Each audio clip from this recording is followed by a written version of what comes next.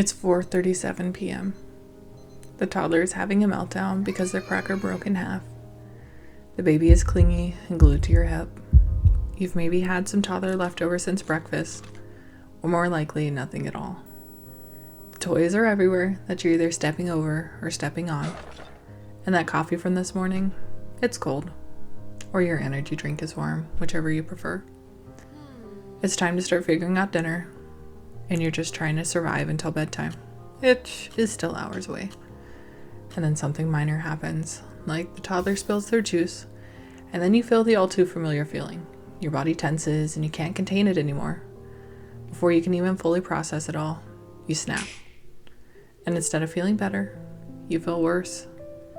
And the guilt comes rushing in. Sound familiar? Well, you're not alone. Hi there, and welcome back.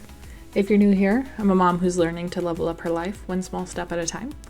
Today I want to share with you some hacks for when it all seems too much, along with some daily practices to help increase your capacity. I'm by no means an expert, so do with that what you will. Without further ado, let's get into it. So what's really going on here? Well, we have something called a nervous system, and this is like our body's internal alarm system. It's just trying to protect us from danger.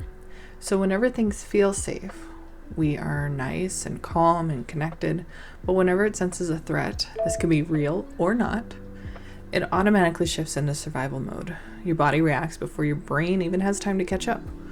The four most common responses include fight, so this is that aggressive, angry response. Flight, I'm out of here. Freeze, which is the deer in the headlights, a mobilized response. And fawn, which is when people resort to people pleasing. So why does this matter? Well, throughout the day, we can experience micro triggers, and this is basically anything that entices the senses and reminds our body of a time when we were not safe.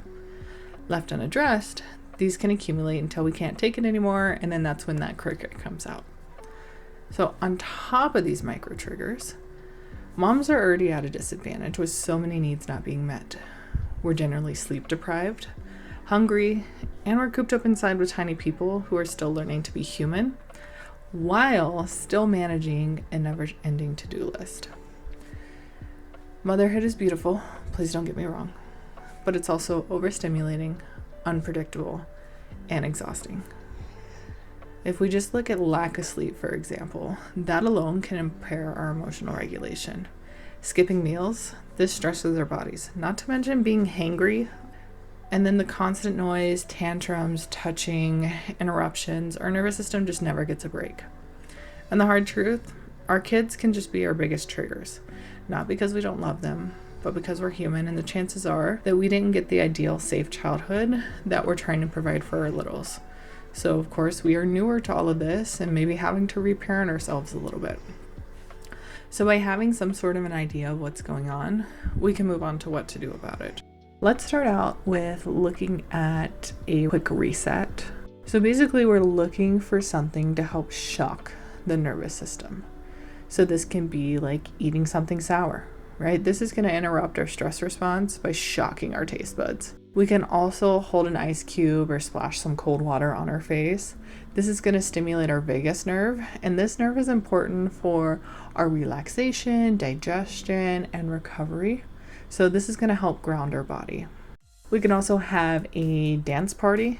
We're going to get that stuck energy moving around and out of our system. We can also get silly. So anything we can do to get some giggles out, because that laughter helps release cortisol and increase oxytocin, which is our bonding hormone.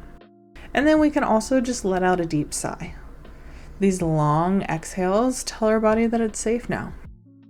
And all of these things work because they're activating what's called bottom-up regulation. So we're using those physical sensations to help calm the brain. So even though our brain is kind of going haywire and our nervous system is telling us things are in the red, we need to think of our body first, and then our mind will follow. We can also take a more proactive stance. We can build a daily practice, and we want to make sure that we are doing these at a calm time. We can also include the kids if we so wish. And we're also making these small daily habits like journaling, We want to get all these thoughts out of our head and onto paper. From there, we can choose to try and organize them. We can just crumble up the paper and throw it away, whatever we're feeling. But at least we've tried to quiet the noise a little bit. We can take some deep breaths. Just 3 slow breaths can help shift our state because we're trying to be more mindful.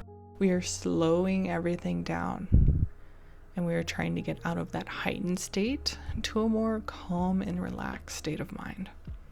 We can also set a daily intention. So even something as simple as today I choose peace. You can also choose to utilize it like a mantra, something you're just going to repeat throughout the day. And then taking short breaks from technology. Quit doom scrolling and get outside. Feel the sun on your skin. And it doesn't even have to be a long time. Just go out for a few breaths of fresh air. These small shifts are going to help our nervous system feel safer and more supported over time.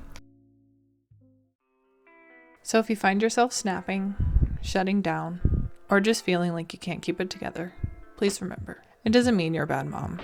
It means your nervous system is asking for care. Even small resets can help you find your footing again. If this gave you a breath of relief today, I'd love for you to subscribe so you don't miss more tools like this. And maybe even share it with another mama who needs to hear that she's not failing. She's just human like the rest of us. There's more to mama, and there's more to you. Until next time.